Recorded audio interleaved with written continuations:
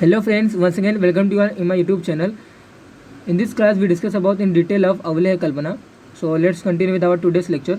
That is nothing but the Avaleya Kalpana. तो first of all अवलेय का मतलब क्या होता है, अवलेय किससे ये वर्ड डिराइव हुआ है इसे जानना जरूरी है। तो ये वर्ड डिराइव हुआ है लिह आस्वादने से। लिह धातु, आस्वादने धातु, ये दोनों धातु जो रहते हैं इनमें कंबाइन होके अवलेय ये वर्ड डिराइव हुआ है। इसका मतलब ये होता है the items the substance which are lickable, यानी कि जिसे हम डायरेक्टली स्वेल नहीं कर सकते, निगल नहीं सकते या फिर उसको डायरेक्ट इंटेक नहीं कर सकते, यानी कि नॉर्मल लेवल लैंग्वेज में हम बोल सकते हैं कि उसको जिसे हम चाट के जो खाते हैं उसको हम बोलते हैं अवलेय। ओके, तो द मीनिंग ऑफ दैट अवलेय is the item which are lickable, that is called as अवलेय। ओके, तो डेफिनेशन ऑफ अवलेय लिह आस्वादने ये वर्ड से डिराइव हुआ है। तो फर्स्ट ऑफ ऑल इसे हम देखना जरूरी है कि अवलेय का मतलब क्या होता है, अवलेय कल्पना मतलब क्या होता है। तो अवलेय कल्पना के लिए श्लोक फेमस है। ओके, या ये श्लोक जानना जरूरी है। तो फर्स्ट ऑफ ऑल श्लोक को हम धीरे धीरे पढ़ेंगे, उसको अच्छे तरीके से रीड आउट करेंगे, बिकॉज क्योंकि इसी श्लोक में अच्छे से रीड आउट करने के बाद ही हमें उसके मीनिंग अल्टीमेटली मिल जाता है। तो that is nothing but the क्वाथादीनाम पुनः पाकात घनत्वसारस्क्रिया सो अवलेहस्य लेह स्यात् तन्मात्राम स्यात् पलुमिताम। That is nothing but the, फिर से पढ़ते हैं, क्वाथादीनाम पुनः पाकात, यानी कि जो क्वाथ जो बनता है हर्बल ड्रग्स को एक स्पेसिफिक क्वांटिटी के वाटर में हमें बॉईल करना रहता है। That is nothing but the, उसके लिए एक श्लोक आता है कि पानीय षोडश गुणम छुंडम द्रवपलम छिपेद, यानी कि जो हर्बल ड्रग जो हम लेते हैं उसमें 16 गुना पानी ऐड करके पानीय षोडश गुणम छुंडम द्रवपलम छिपेद, यानी कि जो हर्बल ड्रग्स ले रहे हैं उसको छुंड करना है, यानी कि एक उसको यवकुट चूर्ण करना रहता है, एक स्पेसिफिक क्वांटिटी, मतलब एक उसको यवकुट स्पेसिफिक साइज का बना के उसको 16 गुना पानी डालकर क्या करना है, मृत पात्रे क्वाथेत ग्राह्यम अष्टमंस अवशोषितम, मीन्स उसको 1/8 रिड्यूस करने के बाद, यानी कि 16 गुना पानी लेंगे तो उसका 1/8 कितना होता है, यानी कि 2 भाग, उतना जब तक बचता नहीं है तब तक हमें रिड्यूस करना है। उसको रिड्यूस करने के बाद जो बचता है उसको हम क्वाथ बोलते हैं। तो उस क्वाथ को फिर से हमें पकाना है। पकाना मीन्स उसको कैसे पकाना है, उसमें हम शुगर डाल सकते हैं। शुगर मतलब कोई भी स्वीट सब्सटेंस डालने के बाद चाशनी बनती है, तो उस चाशनी में और उस हर्बल ड्रग्स में जो भी कुछ रहेगा उससे हमारा एक अवलेह तैयार होता है, जो कि थिक कंसिस्टेंसी उसकी रहती है, जिसे हम लीकेबल करके जिसे हम खाते हैं। ओके, तो क्वाथ को फर्दर प्रोसेस करके जो थिंक की जाती है, जो प्रोसेस किया जाता है उसको हम बोलते हैं रस क्रिया। ओके, और जो बनता है उसको हम बोलते हैं अवलेह। तो क्वाथ को फर्दर प्रोसेस करने के बाद जो बनता है उसको हम अवलेह बोलते हैं। और जो प्रोसेस, यानी कि क्वाथ को जो एक सेकेंडरी लेवल पे एक्टिविटी करना क्वाथ के अंदर, उस एक्टिविटी उस प्रोसेस को हम रसक्रिया बोलते हैं। ओके, तो उसी को जो बना हुआ है सो अवलेहस्य, उसी को लेह भी बोलते हैं। और स्यात तन्मात्राम स्यात पलुमिताम, यानी कि जो उसकी मात्रा होती है, एक पल होता है नॉर्मली, जो कितना भी अवलेह रहता है उसका एक पल मात्रा होता है। एक पल कितना होता है normally day to day language, यानी कि जो नॉर्मली वे ऑफ स्पीकिंग रहता है हमारा 48 ग्राम बोलते हैं एक पल। तो लेकिन ये किसी भी ये अलग अलग जो आचार्य रहते हैं उनका अलग अलग मत रहता है यहाँ पे, कि शारंगधर ने अलग बोला है, चरक जी ने अलग बोला है, तो अलग अलग आचार्यों का अलग अलग मत है। लेकिन नॉर्मल हम क्या करते हैं, 48 ग्राम अवलेह की मात्रा रहती है। तो अवलेह कौन सा, इसमें भी च्यवनप्राश, तो च्यवनप्राश की थिक कंसिस्टेंसी रहती है जिसे हम लीकेबल, यानी जिसे हम चाट के खाते हैं। ओके, वासा अवलेह हो गया। ओके, उसके बाद घनवटी, घन भी इससे ही बनता है कि उसको थिक कंसिस्टेंसी करने के बाद उसको स्पेसिफिक गोल बनाते हैं और उसको सनलाइट में या फिर एक्सपोजर टू सनलाइट में उसको हम ड्राई करते हैं, तो उससे वटी बनती है। तो अवलेह के बहुत सारे कल्पनाएं रहती हैं कि अवलेह के बहुत सारे फर्दर फॉर्मुलेशन रहते हैं। ओके, इसे देखने के बाद अब देखते हैं यहाँ पे इसका डेफिनेशन। अवलेह is one step further process in decoction, वही मैंने बताया कि क्वाथ के अंदर हम सेकेंडरी प्रोसीजर करते हैं, तो उसके वजह से होता क्या है, उस प्रोसीजर को हम बोलते हैं रसक्रिया। तो it has thick consistency that is similar to it फाड़ित, गुड़पाक एंड शारकर। फाड़ित अवलेह जो है ये फाड़ित, गुड़पाक, शारकर तीनों जैसे सेम ही है, लेकिन अलग अलग वर्ड इसलिए है क्योंकि यहाँ पे हम पानी का यूज़ करते हैं, फाड़ित में हम इक्षु रस का यूज़ करते हैं। अब यहाँ पे इक्षु रस के अंदर हम कोई हर्बल ड्रग्स नहीं डालते हैं, मतलब इक्षु रस जो हमारा, इक्षु मीन्स गन्ना, तो गन्ने का जो जूस रहता है, गन्ने का जो उसका जो स्वरस रहता है उसको हम क्या करते हैं, उसको हम निकालते हैं, उसका स्वरस निकालते हैं। इसमें मशीन से निकालो, कैसे भी निकालो, उसका स्वरस निकालने के बाद फिल्टर क्लोथ से उसको फ़िल्टर करते हैं। फ़िल्टर करने के बाद जो लिक्विड जो बनता है उसको हम डायरेक्टली अग्नि पर यानी कि हीट के एक्सपोजर में हम उसको रख देते हैं। तो उसके बाद एक थिक कंसिस्टेंसी, एक पतला पतला यानी कि थिन और थिक दोनों का सम्मिश्रण जो बनता है उसको हम बोलते हैं फाड़ित। ओके, तो फाड़ित ये बना कैसे, इक्षु रस को गाढ़ा करने के बाद, इक्षु रस को थिक करने के बाद जो बनता है उसको हम फाड़ित बोलते हैं। इसी प्रकार जो गुड़ पाक होता है, गुड़ पाक मतलब ये रहता है कि जो हर्बल ड्रग जो हम यूज़ करते हैं उसके अंदर हम शर्करा यानी कि शक्कर ना ऐड करके हम उसके अंदर अगर गुड़ ऐड करते हैं तो उसको हम गुड़ पाक बोलते हैं। यानी कि चाशनी जो हम बनाते हैं अगर शक्कर का यूज़ ना करते हुए हम गुड़ का यूज़ करते हैं तो उसको हम गुड़ पाक बोलते हैं। शार्करा मीन्स ये होता है कि हर्बल ड्रग्स में शार्करा मतलब ये रहता है कि जैसे कि अवलेह मैंने बताया, अवलेह में जो क्वाथ रहता है वो 16 गुना पानी ऐड किया रहता है उसके अंदर। लेकिन यहाँ पे जो ये रहता है शार्करा मतलब एग्जांपल इसका बनफशा शार्करा रहता है।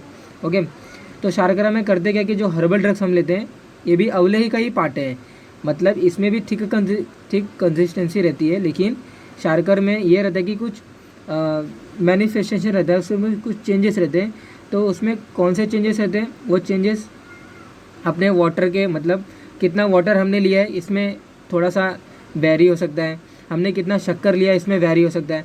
तो शार्करा में ये रहता है कि हम एक पार्ट जो द्रव्य लेते हैं जिसका हमें अवलेह बनाना है, एक पार्ट द्रव्य लेके हम 8 गुना पानी डालते हैं।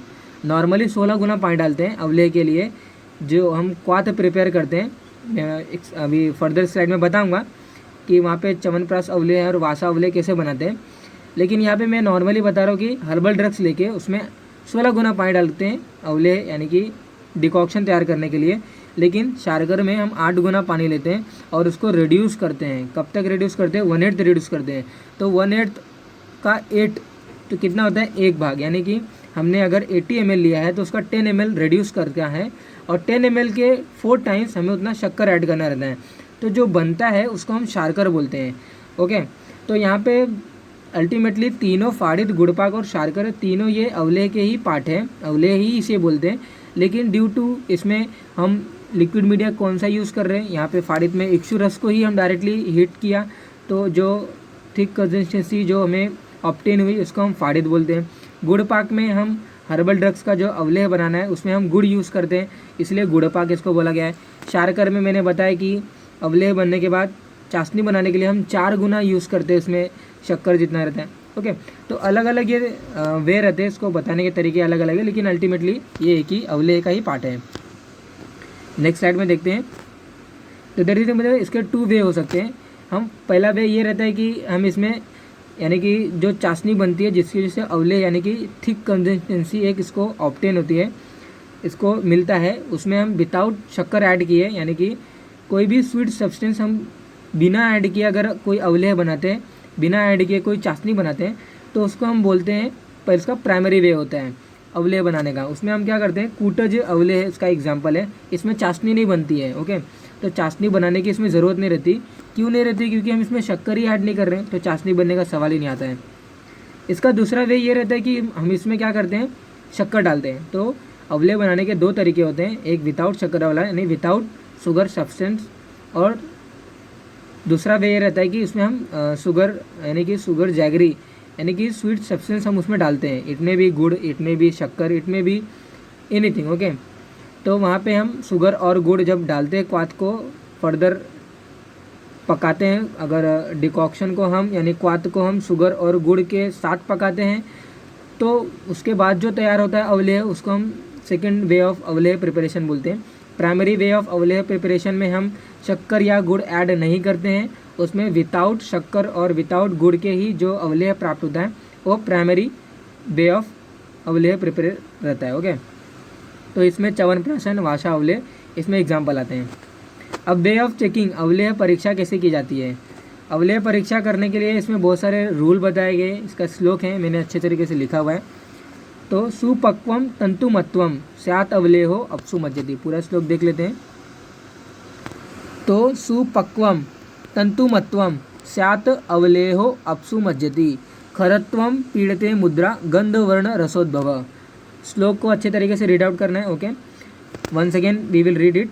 सुपक्वम तंतुमत्वम स्यात् अवलेहो अपसु मज्जति खरत्वम पीड़िते मुद्रा गंधवर्ण रसोद्भव। अब इसका मतलब क्या होता है, वन बाय वन मैंने यहाँ पे मीनिंग लिखा हुआ आपके लिए, okay, so don't worry about that. How to know whether अवलेह हैज़ प्रॉपर कंसिस्टेंसी और नॉट, उसके लिए यहाँ पे अलग अलग रूल बताएं। तंतु मतलब ये, तंतु मतलब ये रहता है कि जब हम अपना थंब फिंगर और जो अपना फर्स्ट फिंगर है, अगर हम इन दोनों को जो अपना जो अवलेह है यानी कि जो च्यवनप्राश जो बना हुआ है, अगर हम उसको उठाते हैं तो वहाँ पे एक थिन वायर लाइक स्ट्रक्चर बनता है, उसको तंतुमत्तम बोलते हैं, यानी फाइबर लाइक स्ट्रक्चर बनता है, तो उसको हम क्या बोलते हैं, तंतुमत्तम उसको बोलते हैं। अगर ये आता है तो यानी हमारा अवलेह बराबर बना हुआ है। उसके बाद इसका नेक्स्ट वे ऑफ टेस्टिंग है अवलेहो अपसुमज्जति। अपसुमज्जति मीन्स जले निमंजनम, यानी कि एक पार्ट ऑफ जो हमारा जो अवलेह बना हुआ है, अब यहाँ पे हमें कैसे बनाना ये मैं नहीं बता रहा हूँ, I am just suggesting whether how to we have to check whether our अवलेह इज़ गुड और नॉट, प्रिपेयर्ड और नॉट, ओके। तो वो मैं बता रहा हूँ यहाँ पे उसके प्राइमरी उसके परीक्षा यानी कि उसके टेस्टिंग की मैं बात कर रहा हूँ। तो यहाँ पे अपसुमज्जति मतलब होता है जले निमंजनम, यानी कि पार्ट ऑफ अवलेह, यानी कि अवलेह बन गया है उसका जो थोड़ा सा पार्ट हमें वाटर में डालना है। अगर वो सिंक होता है यानी कि अगर वो बॉटम पे जाकर सेटल डाउन होता है तो you consider it that is our अवलेह इज़ गुड, ओके। वही मैंने यहाँ पे लिखा है, by pouring a drop of avle into water if it sinks at the bottom, so that is nothing but the it has a good consistency and our avle is prepared now। खरत्व means होता है कि उसके जो touch करने पर एक roughness का समथिंग क्रिएट होता है, यानी कि रफनेस लाइक स्ट्रक्चर्स वहाँ पे बनता है, तो it should be rough in touch, okay.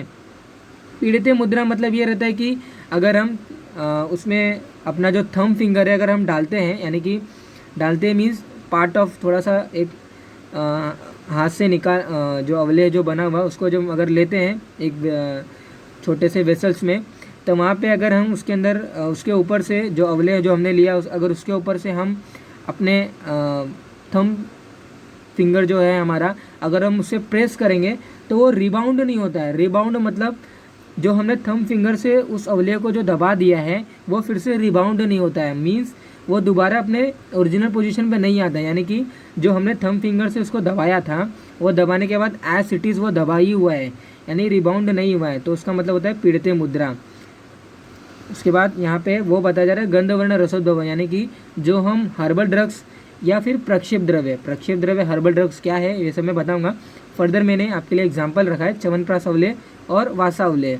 तो गंधवर्ण रसोद्भव मतलब ये रहता है कि जो मैं हर्बल ड्रग्स यूज़ किया हूँ मैं उस अवलेह को बनाने के लिए, अगर उसमें से उसकी स्मेल अगर आती है तो ऐसा समझिए कि आवर अवलेह इज़ नाउ गुड और फुल्ली प्रिपेयर्ड। तो ये अवलेह परीक्षा का ये जो नॉर्मली जो अवलेह परीक्षा जो बताया हुआ है, ओके। तो ये जितने भी अवलेह जितने भी थिक पार्ट जो बनते हैं जो लीकेबल लाइक जो सब्सटेंस रहते हैं जो आइटम्स रहते हैं इन सभी की टेस्टिंग ऐसे टेस्टिंग की जाती है, ओके। तो विदाउट टेस्टिंग के ये सब हमारा अवलेह फर्दर प्रोसेस या फिर मार्केटिंग उसकी नहीं होती है।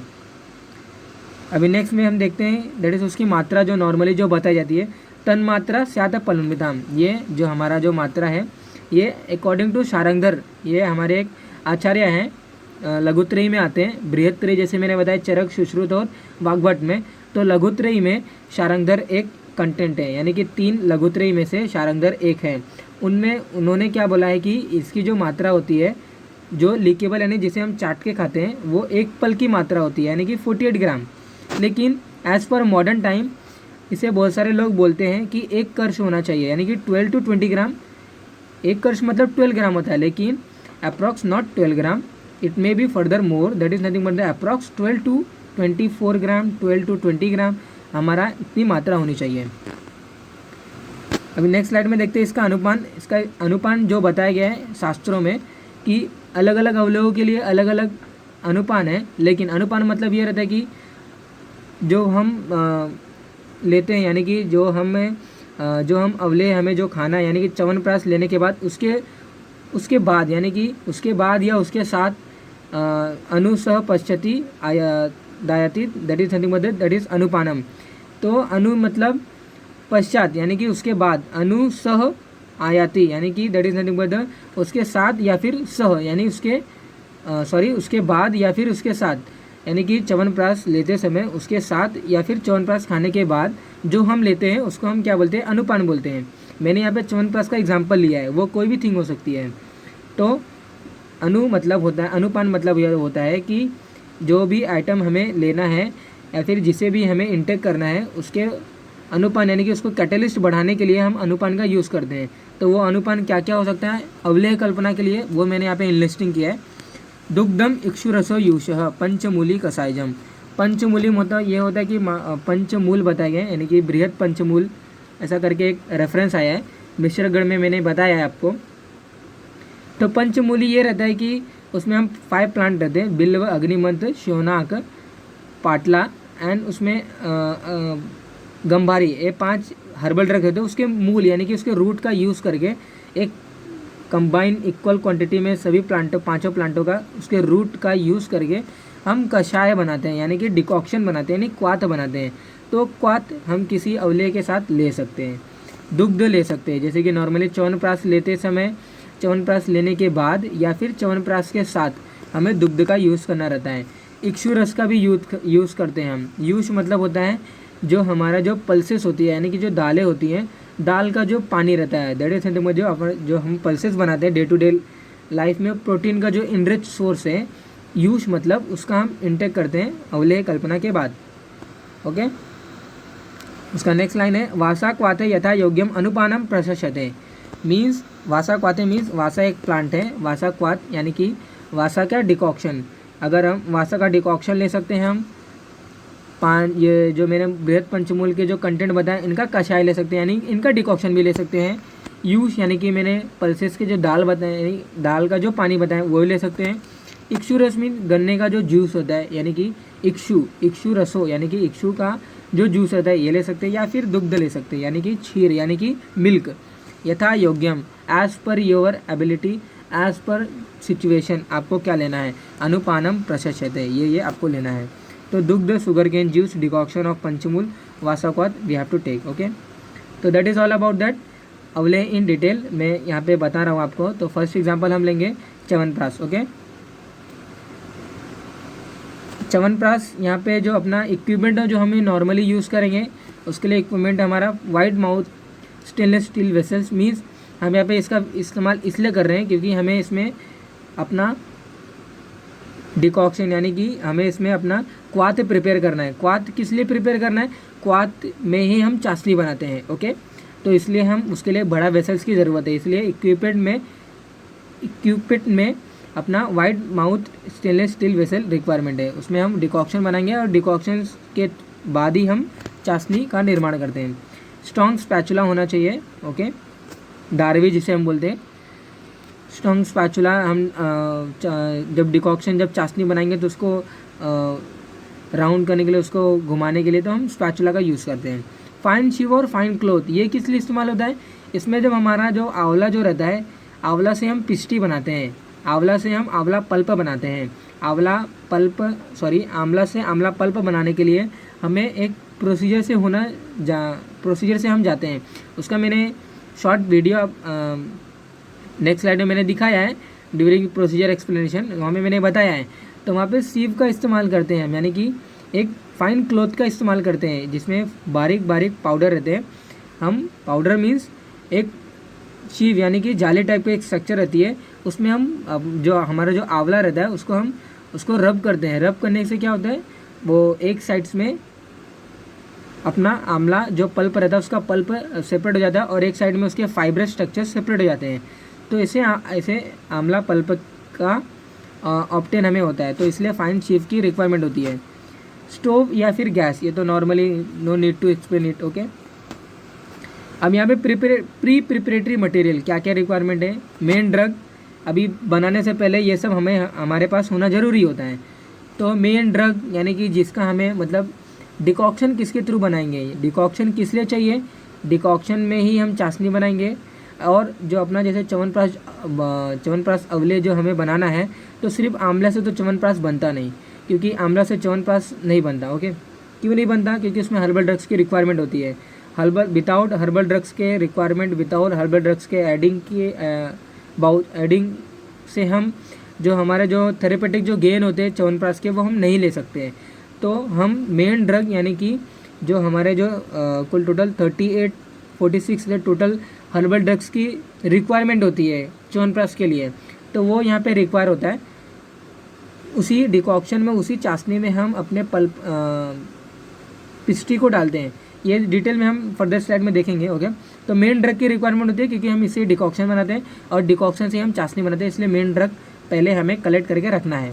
Sweating agent means sweating agent चाशनी बनाने के लिए आपको शक्कर की रिक्वायरमेंट होती है, तो यानी कि स्वीटिंग एजेंट रिक्वायरमेंट है। शक्कर ले सकते हो आप गुड़ ले सकते हो। अगर गुड़ ले रहे हो तो यहाँ पे पुराना गुड़ होना चाहिए, नया गुड़ नहीं होना चाहिए। पुराना गुड़ क्यों? पुराना गुड़ क्योंकि ये अनअभिसंधी रहता है और जो नवा गुड़ जो होता है वो अभिसंधी कारक होता है। अभिसंधी क्या होता है? यानी कि जो आपके जो ब्लड वेसल्स रहते हैं, जो कैपिलरी जो ब्लड को फ्लो करती हैं, उनके इंटरनली वो वहाँ पे एक लेपन स्टार्ट होता है। लेपन स्टार्ट होता है मीन्स वहाँ पे इंटरनली जो ल्यूमेन रहता है ब्लड फ्लो का वो कम हो जाता है। वो क्योंकि वहाँ पे जो फैट मटेरियल या फिर समथिंग कुछ स्ट्रक्चर रहते हैं, यानी कि जो नवा गुड़ जो लेते हैं, नया गुड़ जो लेते हैं, वो वहाँ पे जाके स्टिक होने लगता है, यानी कि अभिसंध होने लगता है, यानी चिपकने लगता है। तो उसकी वजह से लूमेन कम हो जाता है। इसलिए हमें नया गुड़ नहीं लेना है, पुराना गुड़ ही लेना है। पुराना गुड़ नहीं है तो हम नॉर्मली शक्कर ले सकते हैं। ओके, थर्ड थिंग रिक्वायरमेंट होती है हमें, जो अपना जो थर्ड रिक्वायरमेंट जो प्री प्रिपरेटरी मटेरियल में जो आता है वो स्नेह द्रव्य आता है। स्नेह द्रव्य मीन्स इट में भी गोघृत या फिर इट में भी तिल का तेल। ओके, तो गोघृत मीन्स काऊ घी हम नॉर्मली यूज़ करते हैं। ये क्यों यूज़ करते हैं, इसका क्या यूज़ होता है, ये मैं फर्दर बताऊंगा। ओके, फोर्थ थिंग हमारा जो रिक्वायरमेंट होता है प्रक्षेप द्रव्य बोलते हैं, फ्लेवरिंग एजेंट जिसे हम बोलते हैं। यानी कि जो हम अवले यानी कि जो हम थिक कंसिस्टेंसी वाला आइटम रेडी कर रहे हैं उसका कुछ एक स्पेसिफिक स्मेल आना चाहिए, उसमें कुछ थेरेपेटिक जो प्रॉपर्टी है ऐड करने के लिए। थेरेपेटिक मीन्स जो फार्माकोलॉजिकल एक्शन, यानी कि जो किसी व्याधि में इसको ठीक करना है उसके लिए हमें प्रक्षेप द्रव्य का यूज़ करना ज़रूरी होता है। अभी जैसे कि यहाँ पे प्रक्षेप द्रव्य यूज़ किया गया है पिपली, वंशलोचन, एला, पत्र, नागकेशर, त्वक, तो ये सब जो प्रक्षेप द्रव्य का जो ऐड किया गया है इसके अंदर एसेंशियल ऑयल्स रहते हैं। वो एसेंशियल ऑयल्स हमारे बॉडीज़ के अंदर बहुत सारे थेरेपेटिक प्रॉपर्टीज़ में हेल्प करते हैं। ओके, तो दैट इज मतलब फ्लेवरिंग एजेंट यानी प्रक्षेप द्रव्य का होना ज़रूरी होता है। And fifth is normally liquid media. Decoction without drug के तो बनता नहीं। ड्रग हमने ले लिया लेकिन अगर हमारे पास जल ही नहीं है, लिक्विड मीडिया यूज़ नहीं है, तो हम डिकॉक्शन नहीं बना सकते, यानी क्वाथ नहीं बना सकते हैं। तो लिक्विड मीडिया भी होना ज़रूरी होता है। Okay, it is a part of our अवले ऑल्सो। अब क्या क्या च्यवनप्राश के अवले के अंदर चाहिए?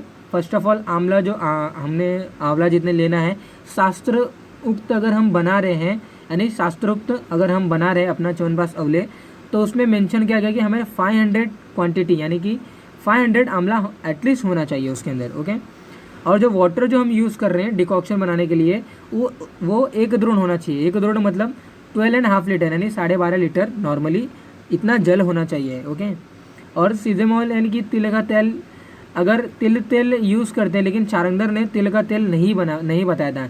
ये जो हम च्यवनप्राश अवले बनाना बता रहे हैं आपको, ये अकॉर्डिंग टू चरक में बता रहा हूँ। चरक ने तिल का तेल यूज़ किया था लेकिन चारंगधर ने तिल का तेल यूज़ नहीं किया था। वहाँ पे उन्होंने बोला था कि इससे रेंसिडिटी यानी कि एक दुर्गंधता डेवलप हो सकती है उस च्यवनप्राश में, इसलिए उन्होंने तिल का तेल मना किया था। यानी कि तिल तेल जो होता है ये सर्वश्रेष्ठ तेलों में आता है। सर्वेशाम तैलजातानाम तिल तेलम प्रशस्यते, तो यहाँ पे तिल का तेल सर्वश्रेष्ठ बताया गया, लेकिन तेलों में भी तिल का तेल लिया जाता है, लेकिन च्यवनप्राश बनाते समय तिल का तेल नहीं लेते हैं क्योंकि इससे बैड ऑर्डर की वहाँ पे एक निर्माण हो सकता है। जब हम इसकी जब ड्यूरेबिलिटी जो रहती है अवले की वो 1 ईयर 2 ईयर रहता है ऐसा, लेकिन जब तिल के तेल से जब हम अवलेह बनाते हैं यानी कि उसकी ड्यूरेबिलिटी यानी कि उसकी जो टाइम स्पैन है ख़राब होने के, जो उसके जो लक्षण जो दिखाई देते हैं वो जल्दी दिखाई दे देंगे। ओके, इसलिए तेल का यूज़ नहीं करते हैं, ऐसा चारंगधर बोलते हैं। लेकिन चरक ने तिल का तेल अपने च्यवनप्राश अवले बनाते समय यूज़ किया था। तो तिल का तेल लेते हैं, वो मधु लेते, सॉरी घी भी लेते, तो दोनों उन्होंने बताया था कि दोनों सजेस्ट किया था कि दोनों ले सकते हैं। शुगर हमें 2 यानी कि 2 kg 400 ग्राम यानी कि अप्रॉक्सीमेटली 50 पल, एक पल 48 ग्राम। तो you multiply with your own that 50 into 48 how much is that. Okay, sugar हमने के बाद घी लेना है। तो यहाँ पे स्नेह द्रव्य जो हमने बताया है, तिल तेल मैंने बोला, उसके बाद घी भी मैं बोल रहा हूँ। तो लेकिन चरक ने बोला है कि हम सीजम ऑयल यानी कि जो हमारा जो तिल का जो तेल होता है या फिर जो हम गोघृत यानी कि काऊ घी यूज़ कर रहे हैं, दोनों में से कोई भी यूज़ कर सकते हैं, ऐसा चरक बोलते हैं। लेकिन चालकदर ऐसा नहीं बोलते हैं, वो बोलते हैं सिर्फ घी लेना है। ओके, मधु ये उसके प्रिजर्वेशन बनाने के लिए हम मधु का यहाँ पे ऐड किया गया है। ओके, तो यहाँ पे 5 स्टेप्स रिक्वायरमेंट होती है च्यवनप्राश बनाने के लिए। तो पहला जो स्टेप होता है प्रिपरेशन ऑफ आंवला पल्प, कैसे होता है मैं बताऊंगा further. The second step is frying आंवला पल्प टू फॉर्म पिस्टी। पिस्टी ये होती है कि जब हम जो पल्प जब बन जाता है उसको हम मैंने बताया था कि सीव के ऊपर हम उसको घिसते हैं यानी रब करते हैं। तो घिसने के बाद जो बनता है उसको आंवला पल्प बोलते हैं। और आंवला पल्प बनने के बाद उसको हम क्या करते हैं, एक बहुत बड़े वेसल्स यानी कि कढ़ाई जिसे हम बोलते हैं, उसमें गोघृत ऐड करके उस पल्प को हम डालते हैं। उसके बाद हम उसको मिक्सचर को चलाते रहते हैं। उसके बाद हम क्या बोलते हैं, उसको जो रेडी रहता है उसको हम पिस्टी बोलते हैं। तो ये फर्दर हम देखेंगे। ओके, उसके बाद डिकॉक्शन का प्रिपेयर रहता है, उसके बाद शुगर सिरप प्रिपरेशन रहता है। Then 5th step mixing of amla pulp with decoction syrup and additives. Additive means प्रक्षेप द्रव्य। Okay, let's continue our procedure. First of all the procedure में हमें यहाँ पे मैंने पहला फोटो बताया कि हमें आंवला चाहिए। ओके, आंवला लेने के बाद यहाँ पे मैं एनलिस्टिंग करूँगा कि कितने मुझे ड्रग्स चाहिए। तो यहाँ पे टोटल 36 की ड्रग की मैंने की बात की है, लेकिन यहाँ पे सम प्रक्षेप द्रव्य are not mentioned here such as एला। यहाँ पे प्रक्षेप द्रव्य यहाँ पे मेंशन किया गया है, पिपली मेंशन किया गया है, नागकेशर इज देयर, नागकेशर इज नॉट हियर।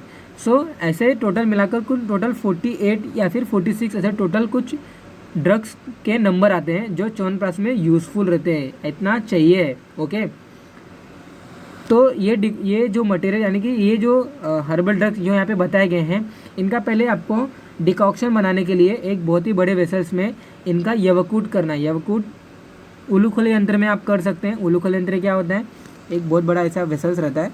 इस वेसल्स में हम क्या बोलते हैं इसको, ये पूरे कंटेंट को हमें इसके अंदर डालना रहता है। और उसको डालने के बाद हमें मूसली के थ्रू इसको कूटना रहता है। कूटने के बाद इसके छोटे छोटे पार्टिकल हो जाते हैं। इस पार्टिकल को करने के बाद हमें क्या करना रहता है, एक बहुत बड़े वेसल्स यानी कि एक बड़ा वेसल लेना है। बड़े वेसल में पानी लेना है, पानी 16 गुना पानी लेना है, यानी कि जितना टोटल यानी कि टोटल 36 आया है।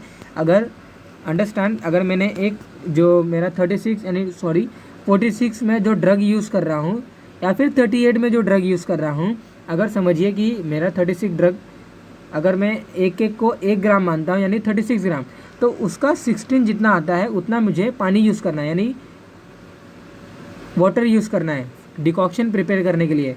तो एक बहुत बड़े नॉर्मल लेवल लैंग्वेज में हम बोल सकते कि भांडा लेना है, यानी कि एक बहुत बड़ा वेसल लेना है, उसमें उतना पानी डालना है। उसके बाद पानी डालने के बाद ये कितना लेना है, इसे 48 ग्राम बोला है। ओके, तो 48 का 16 गुना उतना पानी लेना है। पानी लेने के बाद 48 का 16 गुना मतलब कैसे, 48 जितना है इंटू 48 एंड इंटू 16 जितना वाटर आता है उतना वाटर लेना है। उन सभी जो छोटे छोटे पार्टिकल जो इस यंत्र के थ्रू किया गया है उसके बाद उसको डालना है। डालने के बाद क्या करना है, एक रात तक उसको रख देना है। रात तक रख देने के बाद जो उसके जो एक्सट्रैक्टिव रहते हैं उस ड्रग्स के, उस पानी के अंदर उसके एक्सट्रैक्टिव आ जाते हैं। उसके एक्सट्रैक्टिव आने के बाद क्या करना रहता है, उसको अभी एक्सट्रैक्टिव आ गया है, उसके बाद हम क्या करते हैं, उसको पोटली बांधते हैं। किसका पोटली बांधते हैं, आंवला का, क्योंकि आंवला को हमें उबालना है। अब यहाँ पे 2 तरीके हो सकते हैं, या तो आप डिकॉक्शन को अलग प्रिपेयर करो, आंवला को अलग उबालो, लेकिन शास्त्रोक्त में जो जैसा बताया जा रहा है वैसे मैं आपको बता रहा हूँ। हम यहाँ पे आंवला को डिकॉक्शन बनाने के लिए जो वाटर यूज़ किया गया है, डिकॉक्शन बनाने के लिए जो हर्बल ड्रग्स और वाटर का जो सम्मिश्रण करके जो हमने रात भर रखा हुआ है, उसी को अगले सुबह निकालते हैं और उसी में एक पोटली बांधते हैं। पोटली बांधते मीन्स एक छोटे से कपड़े के अंदर एक हल्का सा गोला टाइप का स्ट्रक्चर बना गया। मैंने दिखाया है नेक्स्ट फोटो में। ओके, पहले देख लेते हैं। ये देखिए, मैंने बताया कि पोटली बांधा हुआ है। मैंने रात भर इस डिकॉक्शन को मैंने रखा था। डिकॉक्शन रखने के बाद उस पोटली को मुझे डायरेक्टली डिप करना है। उस डिकॉक्शन बना हुआ नहीं है, ये रात भर जो मैंने डिकॉक्शन के लिए रखा था उस पानी के अंदर मुझे पोटली बांध कर रखना है और इसको मंदाग्नि पर देना है। मंदाग्नि पर करने के बाद हमें क्या करना है, जब मंदाग्नि करने के बाद ये रहता है कि हमारा जो डिकॉक्शन के लिए जितना पानी यूज़ किया गया 16 गुना जो पानी यूज़ किया गया है उसमें क्या रहता है कि हमारा पानी कुछ रिड्यूस हो जाता है। ओके, अल्टीमेटली हमें जितना पानी यूज़ किया गया है उसका 1/8 लेना रहता है। तो 1/8 लेने के पहले ही हमारा जो आंवला रहता है ये उबल जाता है। तो ये आपको मालूम होना चाहिए कि आंवला हमारा कब उबल जाएगा कब नहीं उबलेगा। ओके, तो जैसे ही आपको पता चलता है कि हमारा आंवला उबल गया है, हमें आंवला को निकाल लेना है और जो डिकॉक्शन जो हमने लिया है उसको फर्दर हीटिंग करेंगे। फर्दर हीटिंग कब तक करेंगे, till it not reaches to 1/8। Okay, अगर जब तक वो 1/8 रिड्यूस नहीं होता है तब तक हमें उसको रिड्यूस करना है। ओके, वही मैंने यहाँ पे बताया है कि फर्स्ट जो अपने फ्रेश आंवला जो हमने लिया उसको पहले धोना है, हमें उसकी पोटली बनाना है एंड स्मॉल पीसेस ऑफ द्रव्य place in a prescribe quantity of water for a day for a night. Now potli dip in above mention water. पोटली जो हमने लिया है उसको डिप करना है, जो रात भर जो पानी मैंने रखा था ओके उसके अंदर डिप करना है। अब वो डिप किए हुए आंवला को और जो पानी है इन सभी को मेरे को मंदाग्नि यानी कि हीट के ऊपर रखना है, यानी कि उसको फ्लो देना। ओके, तो पोटली डिप करने के बाद मेंशन वाटर में एंड देन रिमूवल ऑफ पोटली एज आंवला फुल्ली बॉइल्ड। ओके, जब तक वो उबलता नहीं है तब तक हमें उसको गर्म करना है, यानी कि उसको हीट देना है। Okay, and make decoction and filter it, यही बताया गया। ओके, यहाँ पे ये देखिए आंवला हमारा रेडी हो जाता है। आंवला ऐसे उबल जाता है, उबलने के बाद ये इसको थोड़ा सा फूल जाता है और उसके बाद हम इसका निष्कुलीकरण करते हैं। निष्कुलीकरण मीन्स इसके बीजों को अलग करते हैं। इस प्रोसीजर को जो इसका procedure means the procedure in which the removal of their seeds that is called as the निष्कुलीकरण। उसके सीड्स को हम निकालते हैं। उसके बाद यहाँ पे शॉर्ट वीडियो आपको दिखाई देगा कि हम उसका प्रपीड़न कर रहे हैं, यानी कि निष्कुलीकरण करने के बाद आंवला को हम घिसते हैं। ये देखिए यहाँ पे वीडियो प्ले होगा, ये देखिए यहाँ पे घिसने का प्रोसीजर चालू है, इसको हम घिसते हैं। और ये घिसने का प्रोसीजर किसके ऊपर कहते हैं, ये देखिए ये जो स्ट्रक्चर है इसको हम सीव बोलते हैं, यानी कि एक मेश लाइक स्ट्रक्चर रहता है, इसके ऊपर हम इसको घिसते हैं। घिसने के बाद अभी वहाँ पर आप वीडियो चलने दीजिए, वहाँ पे आपको दिखेगा कि यहाँ पे आंवला पल्प रेडी होता है। आंवला पल्प क्या रहता है, अभी जो घिस रहे हैं इसके नीचे एक हल्का सा एक पल्प लाइक स्ट्रक्चर रेडी रहता है।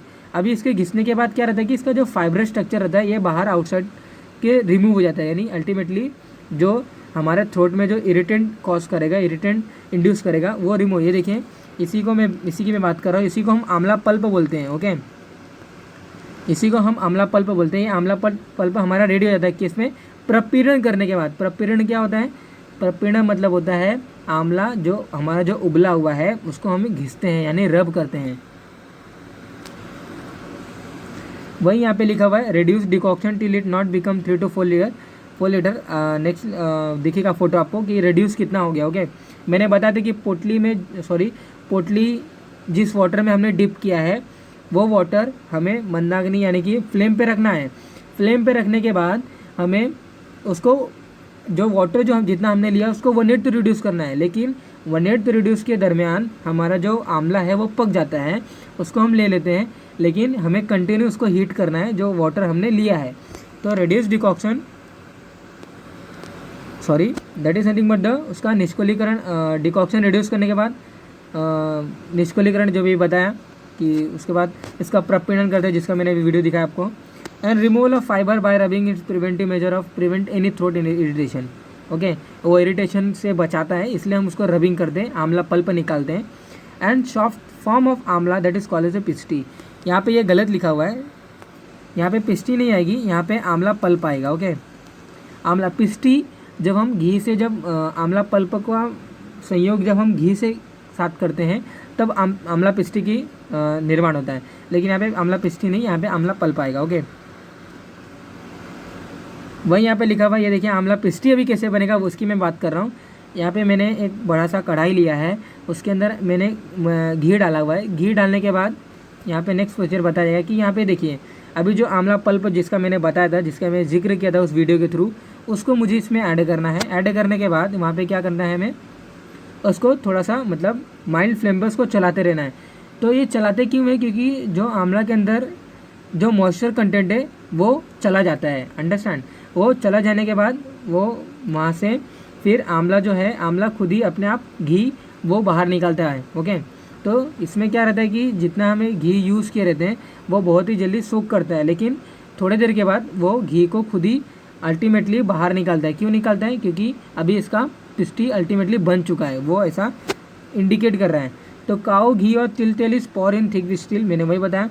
उसके बाद आंवला पिस्टी is carefully added in cow ghee. Okay, and amla पिस्टी स्लोली फ्राइड। ओके, उसको फ्राई करना है ghee till not it loses all its moisture content. When ghee start separating from पिस्टी that is nothing but the amla pulp जो मैंने लिया था, अगर उसमें से अगर वो घी निकालना स्टार्ट करता है तो इसे समझना चाहिए कि पिस्टी हमारी रेडी हो गई है। यहाँ पे भी पिस्टी लिखा हुआ है लेकिन यहाँ पे आंवला पल्प आएगा। Okay, indicating our frying is done और आंवला पिस्टी इज फॉर्म। ये देखिए यहाँ पे जो मैंने डिकॉक्शन की बात की थी, फर्दर इसको हीट करने के बाद इसका बनता कहते हैं, देखिए 1/8 इतना होता है। इतना रिड्यूस करने के बाद इसकी हमें चाशनी बनानी है। चाशनी कैसे बनानी है, उसमें हम शक्कर ऐड करते हैं। जो 1/8 तो रहता है, 1/8 जो हमने जो वाटर बचा हुआ है उसके अंदर फर्दर हम शक्कर ऐड करते हैं, उससे चाशनी उसकी बनती है। ओके, चाशनी बनने के बाद ये देखिए फर्दर प्रोसीजर मैंने लिखा है कि prepare sugar syrup by adding sugar in made decoction. जो 1/8 रिड्यूस किया था उसके अंदर हमें शुगर ऐड करना है, और शुगर ऐड करने के बाद हमें जो बनता है वो शुगर सिरप बन जाता है, यानी कि अभी वो चाशनी बन गई है। Check consistency of sugar syrup before adding amla pishti. जो मैंने अवले एक्सप्लेन करते समय मैंने बताया था कि कोई भी ठीक कंसिस्टेंसी बना है, रेडी बना है या फिर करेक्ट है कि नहीं, उसको चेक करने के लिए हम उसके ड्रॉप पार्ट ऑफ अवले डिप करते हैं पानी के अंदर। अगर वो सिंक होता है यानी कि our is done, that is sugar syrup को हल्का सा शुगर सिरप लेके हमें पानी के अंदर डिप करना है। अगर वो सिंक हो जाता है यानी कि our sugar syrup is ready. If drop वही लिखा हुआ है। Okay, now add hot syrup in hot amla पिस्टी और वाइस वर्सा स्लोली। तो यहाँ पे वाइस वर्सा मीन्स ये बताया गया है कि कुछ लोग क्या करते हैं कि वेसल्स में, यानी कि जिसमें पिस्टी बनाया हुआ था, यानी कि जो मैंने लार्जर वेसल जो मैंने बताया, इसमें मैंने घी ऐड किया था। घी ऐड करने के बाद मैंने आंवला पल्प ऐड किया था, जो बनता है उसको पिस्टी बोलते हैं। ओके, पिस्टी बनने के बाद अभी इसी पिस्टी में कुछ लोग शुगर सिरप को ऐड करते हैं, या फिर कुछ लोग ऐसे रहते हैं कि शुगर सिरप जो बन गया है इसमें आंवला पिस्टी को ऐड करते हैं। तो देयर आर 2 वे जो हमारा च्यवनप्राश बनाने का है कि now hot syrup in hot amla पिस्टी और वाइस वर्सा, वही यहाँ पे लिखा हुआ है। आप किसी भी तरीके से कर सकते हैं। Okay, mix is थ्रूली and keep heating on mild flame, वही लिखा हुआ है यहाँ पे। ये देखिए जो पिस्टी यहाँ पे जो बना हुआ था, नॉर्मली शास्त्रोक्त में ऐसा लिखा गया कि जिसमें पिस्टी बना हुआ है हम उसके अंदर शुगर सिरप को ऐड करते हैं, ना कि शुगर सिरप के अंदर पिस्टी को ऐड करना है। ओके, यहाँ पे देखिए जो हमारा जो शुगर सिरप बना हुआ था, यानी कि जो हमारा सिरप यानी कि चाशनी जो बनी हुई थी, हम उसको अभी पिस्टी के अंदर डालते हैं और डालने के बाद उसको हम मिलाते हैं, तो ऐसा अलग स्ट्रक्चर बनता है। अभी ये हमारा अवले है, टोटली 50 to 60% हमारा बन चुका है, लेकिन अभी भी 40% रिमेनिंग है। इसमें कुछ काम बाकी है। वो काम क्या है, वो काम प्रक्षिप्त द्रव्यों का काम है। प्रक्षिप्त द्रव्य क्या होते हैं, ये एडिटिव होते हैं। एडिटिव मीन्स फ्लेवरिंग एजेंट होते हैं। फ्लेवरिंग एजेंट का डालना जरूरी क्यों होता है, क्योंकि इसमें एसेंशियल ऑयल्स रहते हैं। जो थेरेपेटिक प्रॉपर्टी इसके अंदर नहीं होती है वो इंड्यूस हो जाती है, या फिर जो रहते हैं उसमें एक हाई एल्टीट्यूड दिखता है, मीन्स दैट इज एल्टीट्यूड दिखता है। एल्टीट्यूड मीन्स एक जो थेरेपेटिक प्रॉपर्टी यानी कि जो ड्रग के अंदर जो रहती है वो अपना कैटालिस्टिक यानी कि कैटालिटिक रिएक्शन फास्ट करने के लिए उनका प्रक्षिप्त द्रव्यों का ऐड करना जरूरी होता है। ओके, तो ये देखिए प्रक्षिप्त द्रव्य मीन्स यहाँ पे क्या क्या यूज़ किया गया। 6 पल मधु, 1 पल मतलब होता है 48 ग्राम। 6 पल मधु कितना होता है, you calculate it. Honey means मधु, मधु का द्रव्य इसलिए यूज़ करते हैं क्योंकि प्रक्षिप्त द्रव्य के अंदर मधु आता है। कुछ लोग ऐसा बोलते हैं, कुछ नहीं बोलते हैं, लेकिन शास्त्रोक्त जैसा बताया वो मैं बता रहा हूँ। और नॉर्मली प्रक्षिप्त द्रव्य के अंदर मधु इसलिए कुछ लोग बोलते हैं नहीं आता है क्योंकि प्रक्षिप्त द्रव्य डालने के बाद जब हम उसका मिक्सचर बन जाता है, लास्टली में हम जब हमारा जो अवले जब कूल हो जाता है तब हम मधु डालते हैं। ओके, मधु जो यानी जो हनी है, हमारा जो अवले है बनने के बाद जब वो कूल हो जाता है तब हम हनी उसके ऊपर से डालते हैं। ओके, इससे उसकी प्रिजर्वेटिव बढ़ती है। तो इसलिए प्रक्षेप द्रव्य लास्ट में डालने की वजह से मधु को प्रक्षेप द्रव्य के अंदर कुछ लोग कंसिडर नहीं करते हैं। उसके बाद दूसरा बताया कि 4 पल वंशलोचन, 1 पल 48 ग्राम। तो वंशलोचन मीन्स ये रहता है कि बाम्बू का जो फीमेल बाम्बू का जो ट्री रहता है उसके अंदर से एक हल्का सा निर्यास लाइक स्ट्रक्चर, एक ऊजिंग आउट होता है, तो उसको वंशलोचन बोलते हैं। वंश मीन्स होता है बाम्बू का पेड़ यानी कि बाम्बू का ट्री। पिपली, यू नो पिपली means that is piper longum, से हम बोलते हैं पिपली। ओके, ये पिपली वंशलोचन ये सब क्या है, मैं मिश्रगढ़ में मैंने बताया, you can see that video. एक एक पल चतुर्जात, चतुर्जात के अंदर 4 थिंग्स आते हैं, एक एक पल उन सभी का लेना है। तो दैट इज मतलब त्वकपत्र एलम त्रिजातकम सकेशरम चतुर्जातम मीन्स दैट इज मतलब एक पल त्वक, तो सिन्नामम जलनिकम त्वक को बोलते हैं। एक पल तेजपत्र, तेजपत्र दैट इज सिन्नामम तैमेला। एंड एक पल एला, इलायची इलेक्टेरिया कार्डमम। एंड एक पल नागकेशर हमें लेना है। ओके, तो चतुर्जाता एक एक पल होना चाहिए। ओके, ये प्रक्षेप द्रव्य होता है। अब ये देखिए मैंने प्रक्षेप द्रव्य ऐड किया है यहाँ पे। मुझे जो हमारा जो अवलेह बन गया था उसके अंदर मैंने जो अपना वंशलोचन है वहाँ पे मैं ऐड करते हुए दिखा रहा हूँ। लेकिन यहाँ पे आपको वेसल्स में दिख सकता है कि कुछ प्रक्षेप द्रव्य मैंने पहले से ऐड कर दिया है, लेकिन जो वंशलोचन जो मैं ऐड कर रहा हूँ वो यहाँ पे आपको दिख रहा है। ओके, उसके बाद ये देखिए नेक्स्ट यहाँ पे आपको दिख रहा है कि यहाँ पे पिपली डाला जा रहा है। ओके, अभी ये सभी को हमें क्या करना है, मिक्सचर करना है। ये देखिए अभी मिक्सचर करेंगे, तो मिक्सचर करने के बाद हमारा ultimately now 90% of our chyawanprash अवलेह इज़ रेडी। ओके, इसका नेक्स्ट प्रोसीजर ये रहता है कि हमें इसमें ना मधु डालना रहता है। तो जो प्रक्षेप द्रव्य जो हम ऐड करते हैं चाशनी डालने के बाद हम क्या करते हैं, चाशनी डालने के बाद हमारा पिस्टी के ऊपर से जो हम चाशनी डालते हैं तो उसके बाद हम उसको हीट करते हैं मतलब उसको थोड़ा सा थिक कंसिस्टेंसी के बाद हम उसको कूल यानी कि ठंडा करने के लिए थोड़ी देर उसको एज इट इज़ रखते हैं। उसके बाद ऊपर से प्रक्षेप द्रव्य डालते हैं। प्रक्षेप द्रव्य डालने के बाद हम उसके ऊपर से जब और थोड़ा कूल हो जाता है यानी कि वो फुल्ली अभी कोल्ड हो चुका है यानी ठंडा हो चुका है, उसके बाद ऊपर से मधु डालते हैं। मधु डालने के बाद ये देखिए अभी हम मधु डालने के बाद ये देखिए उसका मधु यहाँ पे आपको गिरा हुआ दिख रहा है। ओके, यहाँ पे मधु है। उसके बाद हम क्या करते हैं, उस मधु को मिक्सचर करते हैं। ये देखिए मिक्सचर करने के बाद हमारा ये जो अभी जो बना हुआ है ये हम इसको बोलते हैं च्यवनप्राश अवलेह है। ये हमारा अवलेह फुल्ली बन चुका है। अभी अगर यहाँ पे आप अपना थंब रखेंगे इस अवलेह थोड़ा सा पार्ट लेकर तो वो पीड़ित मुद्रा दिखाएगा, जैसे अवलेह परीक्षा के समय मैंने बताया था। अभी यहाँ पे ड्रॉप ऑफ अवलेह अगर आप डिप करोगे पानी के अंदर तो वो डिप हो जाएगा, वो सिंक हो जाएगा, वो फ्लोट नहीं करेगा at the surface, it will sink at the bottom. तो यानी कि ये सब जो परीक्षाएँ बताई गई थी अवलेह एक्सप्लेन करते समय, तो ये सब यहाँ पे आप चेक कर सकते हो कि वेदर आवर अवलेह इज प्रिपेयर्ड फुल्ली और नॉट। अभी देखिए रसपंचक बताया कि च्यवनप्राश का नॉर्मली ड्रग्स का रसपंचक होता है, लेकिन च्यवनप्राश अवलेह एक बना हुआ है। ये कौन से रस का है, इसकी वीर्य क्या है, इसकी विपाक क्या होती है और ये कहाँ पे यानी किन दोषों का शमन करता है, ये इसको देखने के लिए रसपंचक जानना जरूरी है।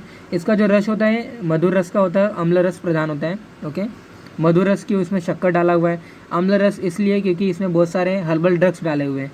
ओके, ये जो गुण होता है इसका स्निग्ध गुण का होता है और लघु गुण यानी कि बॉडी में जाने के बाद वो जो ब्रोंकियल जो हमारे जो टिश्यूज़ होते हैं ब्रोंकियल जो हमारे जो टिश्यूज़ होते हैं, जो ट्रैकिया होती है, इन सभी को स्मूथ करेगा ड्यू टू स्निग्धता की प्रॉपर्टी के वजह से। स्निग्धता की प्रॉपर्टी मतलब ऑयलीनेस की property, oily means that is मतलब एक अनक्यूंटिशियस जो प्रॉपर्टीज़ होती है, ऑयलीनेस की जो प्रॉपर्टीज़ होती है यानी कि स्निग्धता यानी कि वो लूज करेगा यानी कि उसको क्या करेगा। द थर्ड इज नथिंग मतलब वीर्य, शीत वीर्यात्मक होती है यानी कि बॉडी में जाने के बाद कोई हार्मफुल इफेक्ट नहीं करने वाला है, कोई बॉडी में जाने के बाद ग्लानि दाह ये सब का निर्माण नहीं करने वाला है। इट इज़ ए शीतवीर्य यानी कि पित्त का शमन करेगा। ये पित्त का शमन मीन्स जितने भी बड़े हुए पित्त दोष, मेटाबॉलिज्म हैम्पर हुआ है, मेटाबॉलिज्म प्रॉपर नहीं हो रहा है, कन्वर्जन प्रॉपर नहीं हो रहा है बॉडी के अंदर, इन सभी का वो कैटालिटिक फास्ट करने के लिए, एनाबॉलिक रिएक्शन फास्ट करने के लिए, जितने भी activities related to the metabolism, related to the gastrointestinal tract, इन सभी का ये प्रॉपर तरीके से नॉर्मल एक्टिविटी पे लाने के लिए शीत विरेचन होना जरूरी होता है, इसलिए च्यवनप्राश रिजुविनेटिंग प्रॉपर्टी दिखाता है, यानी कि आयु वृद्धि कर ये होता है। मैं अभी फर्दर यूज़ की भी बात करूँगा। ओके, भी इसका जो विपाक होता है नहीं, टेस्ट आफ्टर डाइजेशन जो होता है मधुर विपाक का होता है, यानी कि मधुर विपाक का जो हमारे जो कटु विपाक का शुग्र खनो बद्ध विडो वातल लघु, ये जो श्लोक आता है ये कटु विपाक रहता है।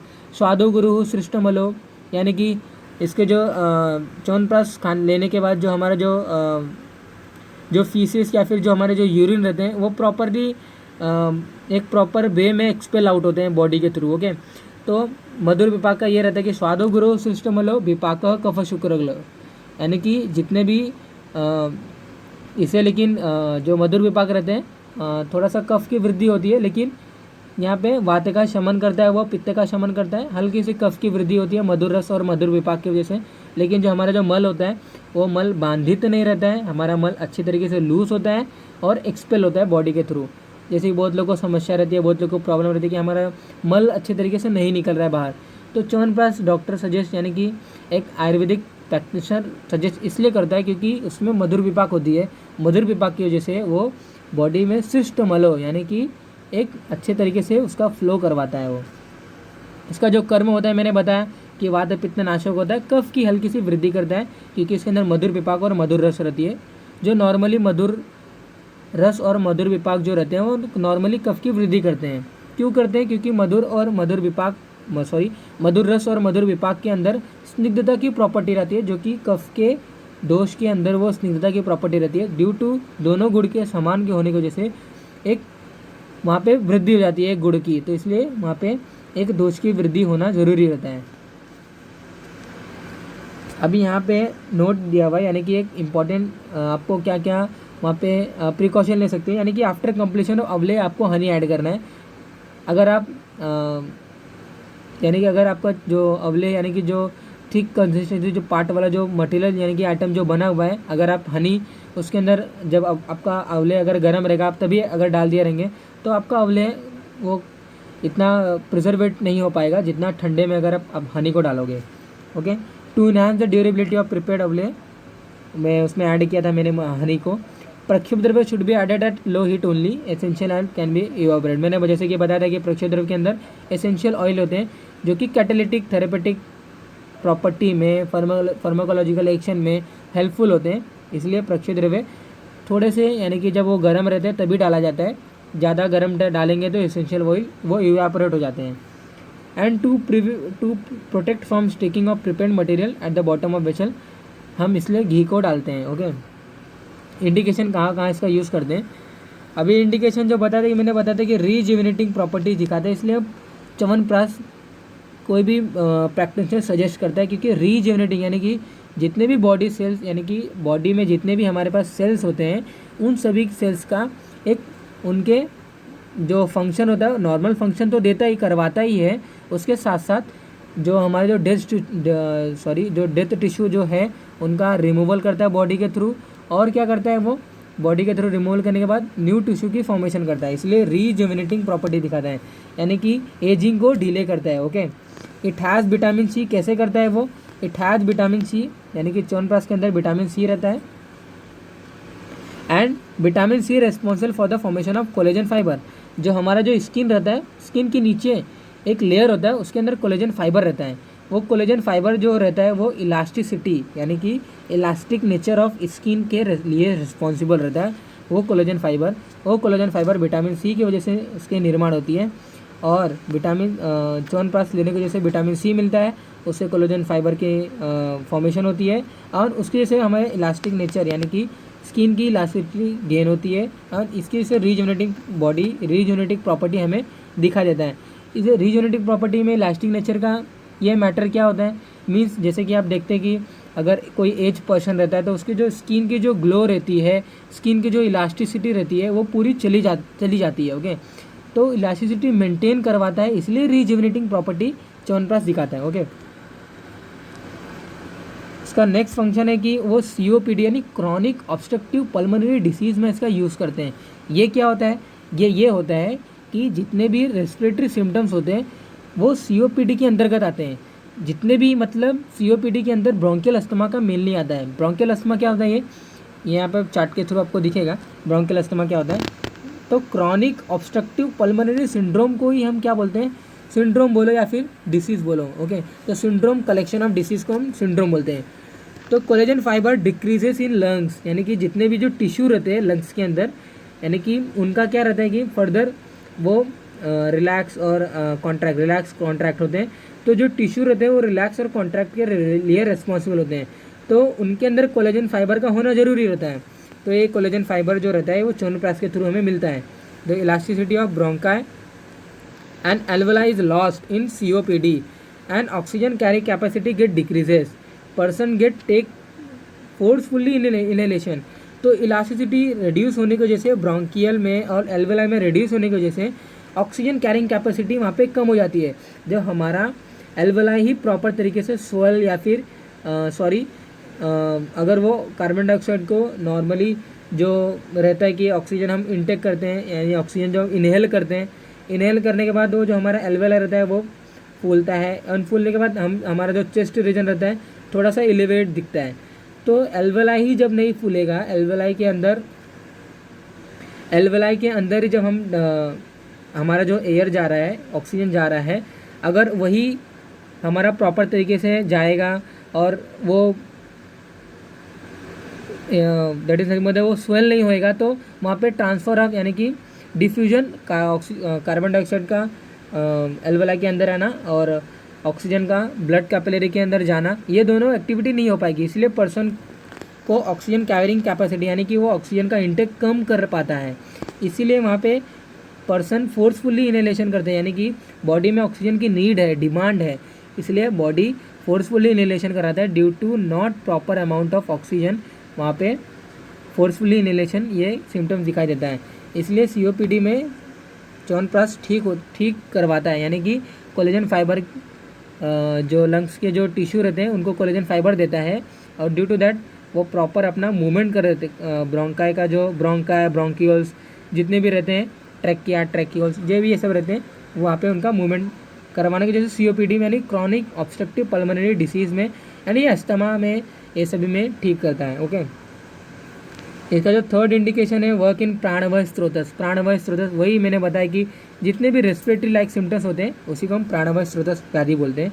दो कास श्वासहरम use in asthma and coughing problem, कफ दोष की वृद्धि हो जाती है तो उसमें हम इसका यूज़ करते हैं। वर्ण प्रसाधनम स्किन के कॉम्प्लेक्शन में यूज़ करते हैं, इम्प्रूव कॉम्प्लेक्शन ऑफ स्किन, यानी कि जो अगर हमारे जो स्किन का जो ग्लो होता है अगर वो हैम्पर हो चुका रहता है तो उसमें हम वर्ण प्रसाधनी च्यवनप्राश का यूज़ करते हैं।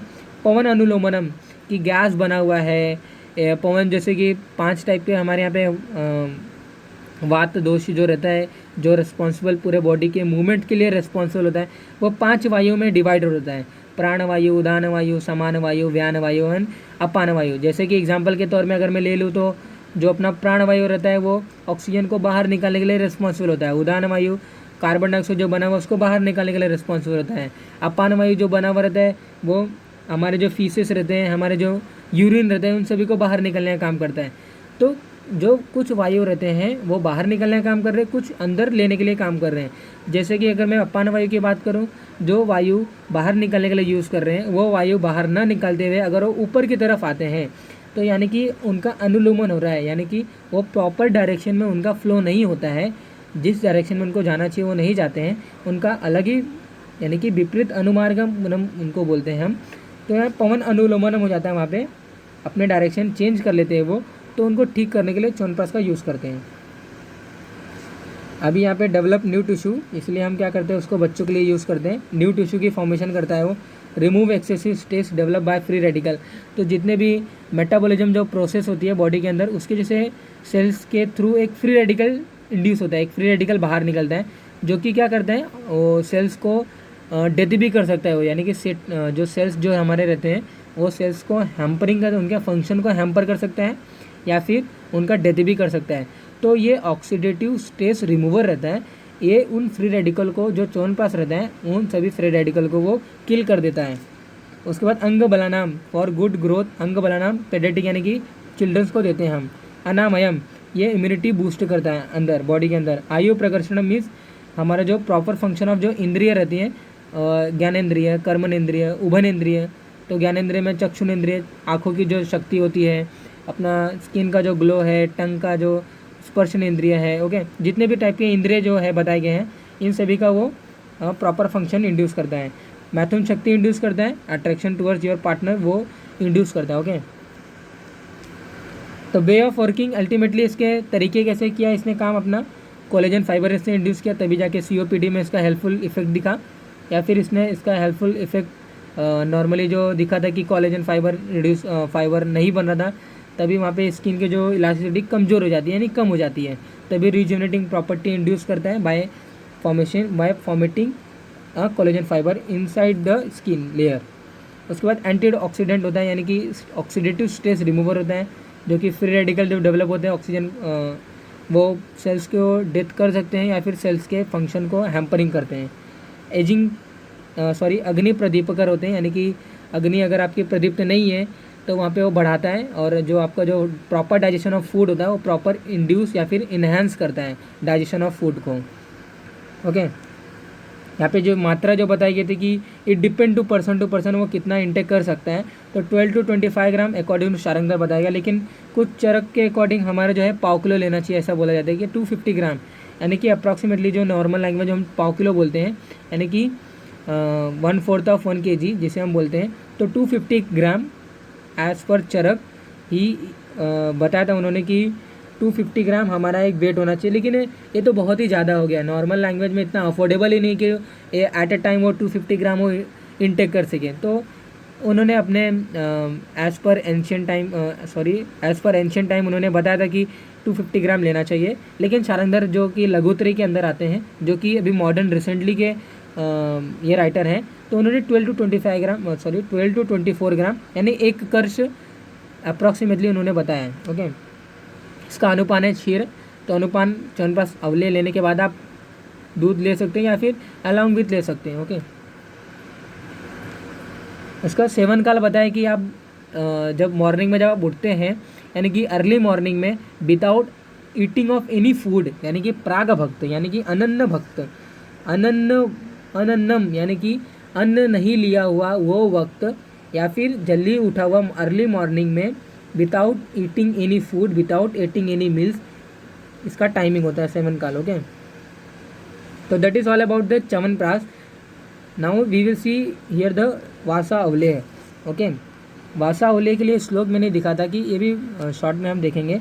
वासा अवलेह, ये भी एक अवलेह बना हुआ है, ये भी एक थिक आइटम बना हुआ है जिसका लीकेबल, यानी कि जिसे भी हम चाट के खाते हैं, यानी कि इसे हम स्वेल नहीं कर सकते, इसे जो खाते हैं इसलिए अवलेह नाम लिया गया कि जिसे हम चाट के खाते हैं उसको अवलेह बोला जाता है। लिए आस्वादन ये वर्ड से इसे बना हुआ था, मैंने अल्टीमेटली वो बताया था स्टार्टिंग में। तो वो बना के वासा स्वरस एक प्रस्थम शीताम अष्टपल उन्मितम सर्पिशो द्विपलम दत्वा पिप्लितम द्विपलम तथा पचेत लेहत्वम आयाते शीते मधुपल अष्टकम। यहाँ भी अल्टीमेटली इंग्रेडिएंट की बात किया इन्होंने। वासा स्वरस, वासा एक हर्बल प्लांट होता है, उसका स्वरस लेना है, स्वरस मीन्स उसके पत्तियों का जूस लेना है। वो जूस बनाने के लिए अलग तरीके बताए गए हैं, वासा पुटपाक मेथड बताया गया है।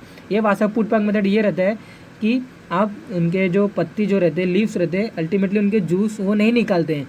तो वासा पुटपाक में हम क्या करते हैं, उसका मैंने सेपरेट वीडियो बताया है, आप वहाँ पर देख सकते हैं, यू सर्च इट वासा पुटपाक मेथड, ओके। तो वहाँ पे मैंने दिखाया है कि वासा पुटपाक मेथड जिसमें लीव्स के थ्रू उसके स्वरस नहीं निकलता है, लेकिन एक मेथड करने के बाद उसमें से रस निकलता है, तो वह रस हमें एक प्रस्त लेना है। एक प्रस्त कितना होता है, मैं नेक्स्ट स्लाइड में मैंने बताया।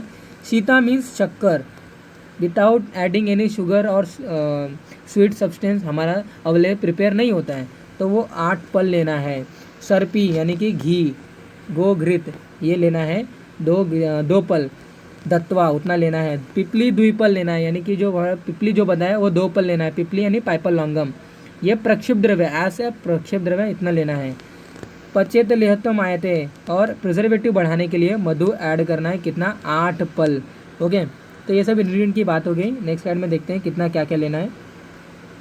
स्वरस एक प्रस्त यानी कि 768 ग्राम वासा स्वरस लेना है। शर्करा मीन्स शक्कर 8 पल लेना है, 384 ग्राम। इसको कैसे बनाते हैं वो भी मैं बताऊँगा। गोघृत 2 पल लेना है, 96 ग्राम। पिपली 2 पल लेना है, 96 ग्राम। और मधु यानी 8 पल लेना है। तो इसका जो बनाने का जो वे रहता है, वासा स्वरस आपको एक बड़े वेसल्स में लेना है। वासा स्वरस आपको वासा स्वरस अगर आप बना लिए हैं तो वासा स्वरस एक वेसल्स में कलेक्ट कर लीजिए। कितना लेना है as per the condition, as per mention quantity आप उतना ले। उसके बाद आपको घी डालना है। फर्स्ट ऑफ ऑल पहले आपको वेसल्स में घी डालना है। घी जब लिक्विफाई होकर जब वो घी जब लिक्विफाई हो जाता है उसके अंदर आपको स्वरस डालना है। स्वरस डालने के बाद आपको वो मिक्सचर कंटिन्यू स्टर करना है। और उसी मिक्सचर में आपको क्या करना है, उसी मिक्सचर में आपको शर्करा ऐड करना है। शर्करा ऐड करना मीन्स शक्कर ऐड करना है। तो अल्टीमेटली यहाँ पे चाशनी बनाने की ज़रूरत तो नहीं है, ये चाशनी उसी अल्टीमेटली ड्रग्स में बन जा रही है। तो चाशनी, no need to made separate chashni, okay. तो वहाँ पे चाशनी बनाने की ज़रूरत नहीं है। अल्टीमेटली जो ड्रग हम यूज़ कर रहे हैं वासा स्वरस, उसी में हमने घी डाला, साथ में उसी में हमें शर्करा भी ऐड कर देना है। और इन सभी डालने के बाद हमें जब तक वो थिक नहीं बनता तब तक उसे हमें कंटिन्यू माइल्ड फ्लेम पे रख देना है। रखने के बाद हमें क्या करना है, पिपली ऐड करना है। पिपली जब तक वो थिक नहीं बनता तब तक वो एक पूरा जितना हमने स्वरस जितना लिया है वो स्वरस अगर नहीं बन जाता, यानी कि स्वरस पूरा जब तक वो थिक नहीं बन जाता तब तक हमें क्या करना है, उसको कंटिन्यू स्टर करना है, कंटिन्यू माइल्ड फ्लेम पे रखना है, कंटिन्यू उसको फ्लेम पे रखना है। उसके बाद हमें जैसे ही थिक, यानी कि जैसे ही वो एक थोड़ा सा थिक कंसिस्टेंसी गेन करता है उसके हम पिपली ऐसा प्रक्षेप द्रव्य ऐड कर देंगे।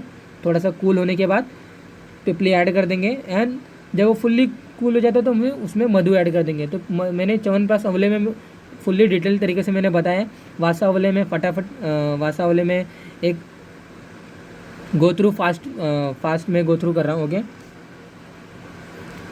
मात्रा मैंने बताया 6 to 12 ग्राम मात्रा उसकी होती है। अनुपान क्षीर या फिर जल ले सकते हैं, यानी कि क्षीर मतलब क्षीर मतलब आप क्षीर मतलब दही नहीं, क्षीर मतलब जो दूध है, यानी कि जो हमारा जो नॉर्मली मैंने बताया था कि गोदुग्ध जो रहता है, गोदुग्ध मैंने च्यवनप्राश आंवले के लिए बताया था कि वासा आंवले के लिए भी मैं बता रहा हूँ।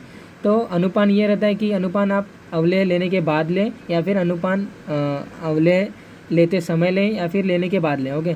तो दो इसके वे रहते हैं, आप कभी भी ले सकते हैं एज़ पर योर रिक्वायरमेंट। तो इसका जो यूज़ करते हैं कि ये भी नॉर्मली रेस्पिरेटरी प्रॉब्लम जितने रहते हैं उनमें इसका यूज़ करते हैं। और वासा आंवले एक और इसका यूज़ करते हैं कि इसका रक्त पित्त में यूज़ करते हैं, यानी कि ब्लीडिंग डिसऑर्डर में यूज़ करते हैं। यानी कि एक हल्का सा कहीं तो टॉमेटिक में लग तो जाता है लेकिन वो कोगुलेट, यानी कि कोगुलेशन ऑफ ब्लड ही नहीं हो रहा है। यानी कि हमारा जो कोगुलेशन जो फैक्टर होता है, कोगुलेशन ब्लड का जो सिस्टम का जो पार्ट होता है वो हैम्पर हो चुका रहता है। तो वो हैम्पर उसको ठीक करने के लिए, उसको नॉर्मल ट्रैक पर लाने के लिए वासा आंवले का यूज़ करते हैं। यानी ब्लीडिंग डिसऑर्डर में हम इसका वासा आंवले का यूज़ करते हैं। तो काश, श्वास एंड रक्त पित्त उसका ब्लीडिंग डिसऑर्डर है, okay. That is all about that.